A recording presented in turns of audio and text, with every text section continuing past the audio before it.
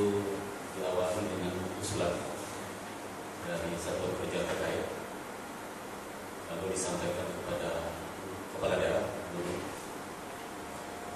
melalui sekretaris daerah, nanti gubernur atau melalui sekretaris daerah, kemudian mendisposisi bisa langsung ke biro hukum atau melalui asisten di proses berlanjut. Kemudian disposisi yang kami terima itu akan kami diskusikan di internal biro hukum, juga bisa membawa satuan kerja terkait, melibatkan satuan kerja terkait untuk melihat dari beberapa aspek, misalnya aspek kewenangan, terutama aspek kewenangan, apakah itu sesuai dengan tugas pokok fungsi daripada satuan kerja terkait yang mengusulkan.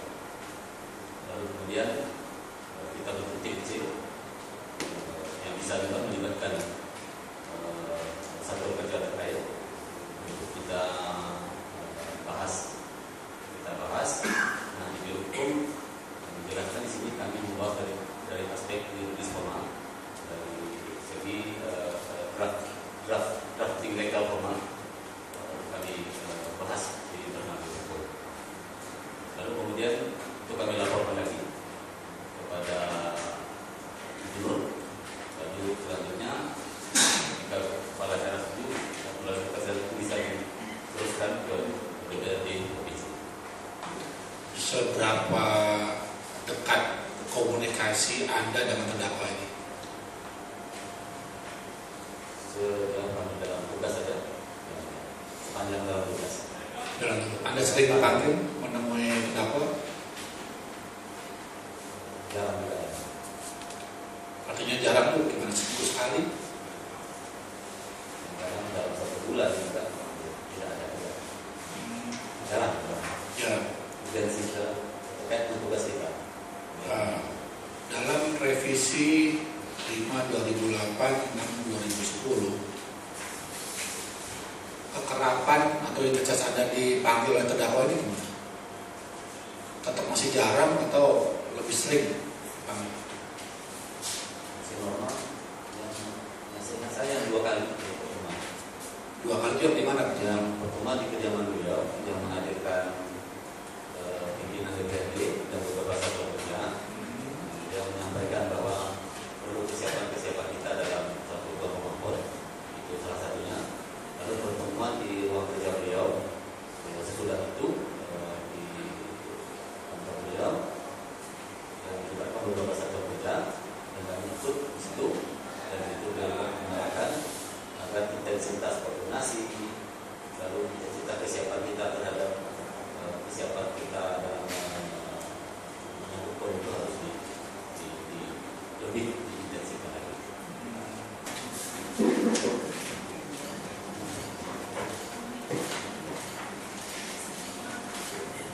Silakan.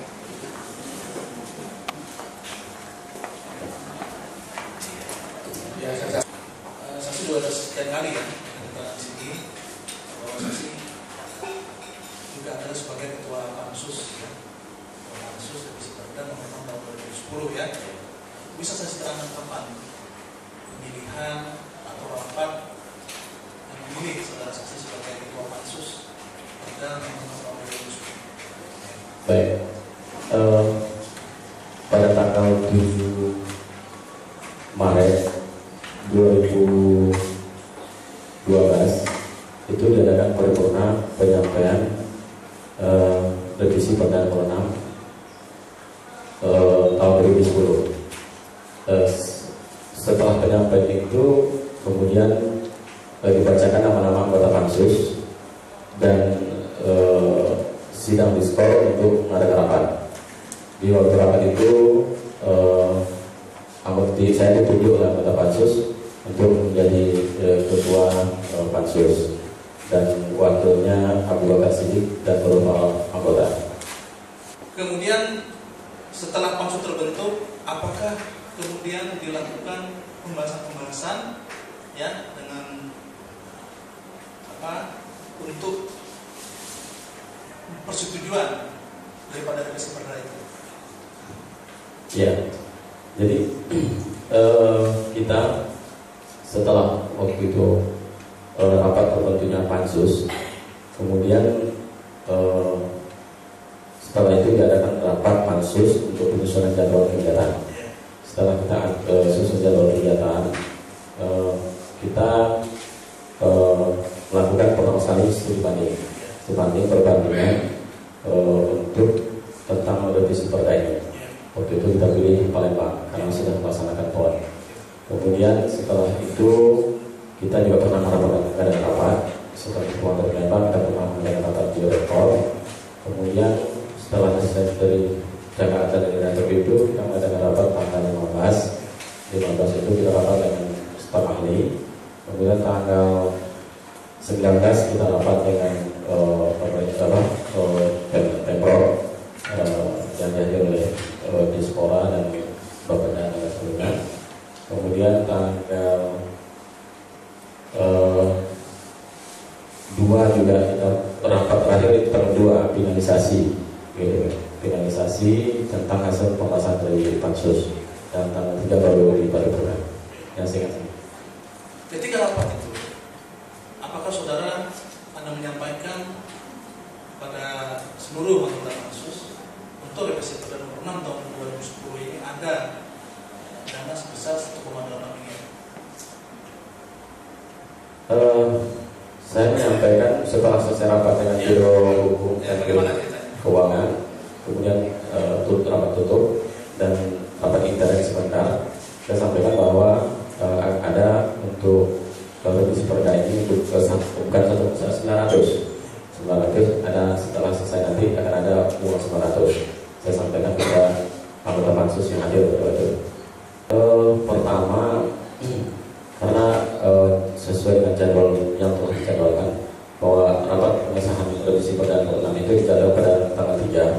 Kemudian malam itu tanggal 2 kita paripurna oleh komisi, dan kawan-kawan juga ada pertanyaan kepada saya tentang masalah bagaimana informasi yang pernah saya sampaikan itu. Kemudian saya bilang saya tidak sanggup ngurusnya, dan akhirnya setelah ada waktu skor sidang waktu itu, saya datang ke meja Abu Bakar sama Pak Rum. Jadi saya sampaikan, Bang, saya tidak sanggup ngurus ini gitu. Kemudian tak salah Abu Bakar langsung telepon ke Pak Kadis dan Spora, dan setelah dia berbicara, dia berikan teleponnya ke saya, dan saya langsung bicara sama Pak Kadis untuk bisa kapan bisa ketemu. Baik. Anda pernah nggak komunikasi sama Lukman Abbas perihal siapa sebetulnya yang ngatur ini semua? Tidak pernah. Nanya ke Lukman Abbas gimana uangnya pernah? Tidak. Enggak. Jadi ada siapa komunikasi yang paling banyak soal uang ini? Sampai Eka. Eka itu kan anak buahnya Lukman. Ya.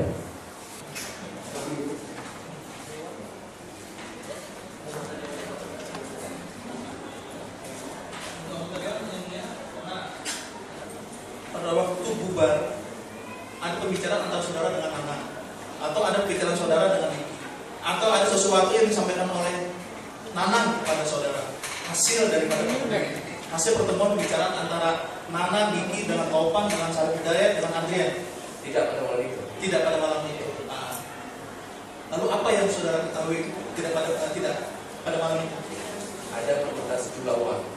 Tentang sejumlah uang. Ya. Berapa nilainya? 1,8 apa? miliar. Miliar. Untuk revisi perda ya. Untuk revisi perda. Satu perda apa dua perda? Dua perda. Dua perda. 5 2008, 6 tahun 2010 tadi ya. Iya. Baik. Kalau saudara mengatakan ada 1,8 hasil dari pada pertemuan itu, kemudian saudara mendapatkan informasi itu bukan pada malam itu, lalu kapan saudara mengetahui adanya 1,8 dari Nana? Bukan dari Nana. Dari siapa? Dari Pak Lukman. Oh, dari Pak Lukman. Atas informasi daripada saudara Lukman, apa yang hasil lakukan? Yang untuk menyiapkan uang tadi? Saya menghubungi Pak Rahmat. Saudara Rahmat. Rahmat siapa? Rahmat siapa? Apa posisi dia di perusahaan? Masih ingat? sebagai SAM, Sam itu apa? Site Administration Manager Dari PT apa? dari PTPP. Dari PTPP ya. Tapi dia mendapat SAM di konsorsium gitu ya. Iya. Oke. Kenapa jadi saudara menghubungi saudara Rahmat? Saya awalnya saya menghubungi Pak Nanang. Ya. Pak Nanang berada di luar kota. Ya. Pak Nanang menyampaikan untuk menghubungi Pak Rahmat aja. Baik. Jadi kita ke tanggal 3 tadi ya. Setelah saudara tunjukkan ada jaminan bahwa uang 900 itu akan terpenuhi sekitar jam 12-an ya. Selanjutnya apa? Apalagi selanjutnya? Bagaimana akhir daripada itu, uang itu, keterpenuhan uang itu? Uang itu akhirnya diserahkan sore hari. Sore hari. Nah, baik, sebelumnya apakah saudara Ahmad pada waktu itu juga ada kantor dewan? Ada. Menemui saudara? Ada. Kenapa jadi dia menemui ke kantor dewan? Di pembicaraan saya dengan Julpan Heri, Tengku Mazhar, Munir, Bakar, kan baru ada setengah. Ya. Ya, Tengku Mazhar sih saya meminta atau setengah dulu untuk bisa setengah dulu diserahkan untuk bisa mengamankan paripurna. Ya, makanya saya meminta Pak Rahmat datang ke PDB. Baik. Itu akhirnya ketemu dengan Pak Rahmat. Akhirnya ketemu, tapi uang tidak diserahkan karena buat diserah, saya tawarkan ini mau diserahkan ke siapa, tidak ada satupun yang mau menerima. Oh, mereka saling ini akhirnya. Ya, dengan inilah, dengan ini, dengan sini ya. Saya pun jadi, udah kalau itu saya keluar aja dulu. Baik. Dan dari kalimat Lukman Abbas tersebut saya menerjemahkan bahwa permintaan Gubernur Rusli Zainal minta diselesaikan tersebut, yaitu agar uang tersebut dapat dipenuhi sehingga paripurna tidak ditunda pembahasannya. Saya jawab, ya Pak, nah ini maksudnya apa? Ini benar, ini Pak Lukman yang menyampaikan informasi. Coba dijelaskan sekitar ini. Saya tidak begitu ingat kalimat persisnya seperti apa pada pagi itu Pak Lukman menelpon. Tapi dia minta itu paripurna jangan sampai gagal. Nah ini yang terpenting adalah komunikasi Pak Lukman Abbas dengan Pak Gubernur. Itu penafsiran saya atas pertanyaan itu berdasarkan pernyataan saya. Kemudian diperdengarkan lagi di persidangan yang lalu, kalimatnya tidak seperti itu.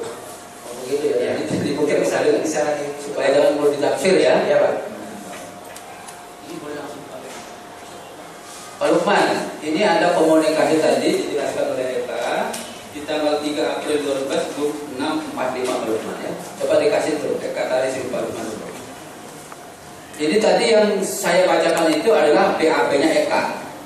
Itu menurut Eka itu ada komunikasi saudara dengan Eka terkait dengan laporan soal uang. Kemudian saudara komunikasi dengan Pak Gubernur minta diselesaikan di kata-kata Eka komunikasi dengan saudara. Bagaimana Pak Lukman? Ya bahasanya itu memang saya kan ada rekamannya saya dengan Pak Gubernur bicaranya agar jangan sempat ada yang tidak terselesaikan, bahasanya kan begitu. Nah, dan istilahnya tidak terselesaikan ini dan jangan ditunda-tunda lagi. Nah, ini kan kebetulan terkait juga dengan pembicaraan dulunya dengan saya malam sebelumnya. Soal permintaan uang ya Pak Lukman ya. Nah, jadi ini saya kasih. Karena Pak Gubernur menyampaikan itu pas hari itu mau paripurna, saya tanya mereka sudah tersedia masih belum. Nah, karena itu saya bilang nomornya supaya diselesaikan karena ini sudah jangan tertunda lagi, sudah ada perintah dari Pak Gubernur gitu. Ini Pak. Ya itu kira-kira bahasa ya kesimpulannya pasnya itu tidak mungkin tidak tahu saya. Jadi Pak Lukman mau Menko Pusra dengan Pak Gubernur ini? Ya kami kan mau berangkat jam 7 itu Pak. Momennya ya? Iya. Jadi komunikasi ini benar ada gitu ya? Ada Pak. Ya. Ada kamarnya ada sebetulnya. Iya. Ya. Saya ingin memastikan saja ini karena ini benar penting terkait dengan perkara terdakwa. Materi perkara ini ya, itu adanya revisi Perda. Revisi Perda 5 2008 dan revisi Perda 6 2010. Apakah terhadap revisi kedua revisi itu saudara saksi mengetahui? Mengetahui ya. Bisa saudara terangkan sejauh mana saudara mengetahui diketahui perihal adanya revisi pada kedua perda itu? Kalau dua perda ini prosesnya yang pertama, perda nomor 5 itu berkaitan masalah sudah miskin. Sedangkan perda nomor 6 kemudian revisinya itu berkaitan khusus masalah lapangan. Baik, lapangan ya. Nah ini kedua perda ini pernah diusulkan pada tanggal 4 Januari oleh Menteri dalam ini atas nama daerah Sekda Parlemen Kudus. Kemudian karena itu sudah digunakan, lalu kita proses melalui balik membahas waktu itu yang bisa diteruskan untuk dibahas adalah revisi pada nomor 6, sedangkan pada nomor 5 alasan yang sama itu yang paling kuat adalah menyatakan sudah berakhir masa berlakunya, karena itu tidak secara terus. Nah proses selanjutnya maka yang berlangsung adalah revisi pada nomor 6. Gitu Pak. Baik. Apakah kemudian kalau tadi saudara datang, yang saudara diberitahu bahwa itu ada pertemuan di Jalan Sumatera oleh saudara Topan, tidak saudara tidak hadir ya, tapi diberitahu. Ya ada enggak? Ini pertemuannya. Apakah ada pertemuan lain yang dilakukan di Jalan Sumatera di rumah Pak Topan, yang dilakukan oleh Pak Topan dengan yang lain, kemudian memberitahukan pada saudara bahwa ini ada pertemuan, Pak Ketua melaporkan pada saudara sifatnya? Tidak ada. Tidak ada. Tidak, dan kita tahu. Tanggal 23 Desember 2011 menelpon saudara, yang kemudian ini ada Pak Lukman, kemudian ada Pak Anjen, Pak Ali, Pak Anjen Ali, kemudian ada Pak Sarif, ini datang, kemudian lanjutkan, katanya saya nggak bisa datang. Betul seperti itu? Saya rasa tak ada saudara. Tidak ada. Tidak ada saudara. Baik, yang mulia kami konfirmasi langsung aja pada saudara Topan. Yakin, silakan. Terima kasih, yang mulia. Jadi pertemuan pertama tanggal 23 rumah saya. Jadi pada saat datang Pak Sarif sama Pak Adrian, saya buka telepon dan berdua ini berdengar. Saya buka telepon, Pak Ketua, ini Sarif datang sama Pak Adrian. Gimana? Lanjutkan, teruskan. Saya lanjutkan. Setelah itu baru datanglah Pak Lukman dan kawan-kawan sebagainya. Itu yang pertemuan yang di rumah yang pertama kali saya telepon. Kemudian tanggal 24 atau tanggal 25 pertemuan kembali di rumah saya. Waktu itu sudah mulai yang hadir fraksi-fraksi. Jadi fraksi-fraksi itu tidak ada Pak Sarif. Pak Sarif tidak ikut. Yang hadir waktu itu Bu Iwa. Kalau Pak Ketua mengatakan Bu Iwa tidak hadir, nanti nggak tahu saya apa yang dilihat di situ kemarin kan. Terus ada Bu Iwa mewakili fraksi Golkar. Yang kedua Pak Turhan itu mewakili fraksi PD. Pak Adrian Ali waktu mewakili fraksi PAN. Teguh Muasa mewakili fraksi Demokrat. Kemudian Ramli Fadli itu fraksi gabungan. Dan terakhir Pak fraksi P3 itu Pak Romjan yang agak lambat. Kemudian kalau versi yang disampaikan oleh Pak tadi seperti itu, tapi yang benar ini di hadapan Allah kita bersumpah tadi, ya. Datang beliau masuk ke belakang, mobil di depan. 10 sampai 15 menit beliau keluar, menyuruh supirnya pulang. Di antara supir yang ketua ini oleh penjaga rumah saya pakai sepeda motor pulang. Supirnya diantar pulang. Nah, setelah pulang berbincanglah kami. Berbincang sampai hampir setengah 11 malam. Karena apa? Begitu perdebatan-perdebatan yang saya sampaikan pada persidangan sebelumnya, yakni karena kita ada perdebatan, ada yang memakai ini, kemudian belum lagi perda ini bagaimana, akhirnya lah diputuskan ke Depdagri.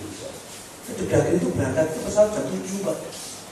Beliau justru berangkat duluan sama Pak Lukman Abbas ini, naik pesawat duluan. Anggotanya belakangan Pak, jam 9 pagi.